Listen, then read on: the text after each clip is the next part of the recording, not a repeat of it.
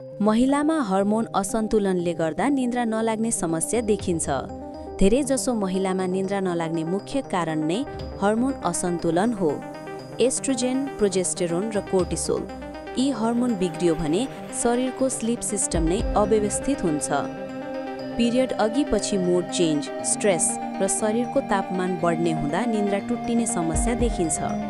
Thyroid समस्या, PCOS र स्ट्रेसले cortisol बढाउँछ, जसले दिमागलाई यो सुत्ने समय होइन भन्ने सिग्नल दिन्छ र निद्रा लाग्दैन। लक्षणहरू राति निद्रा नलाग्ने, सुतिसकेपछि पटक पटक बिउछिने, बिहान थकान महसुस हुने।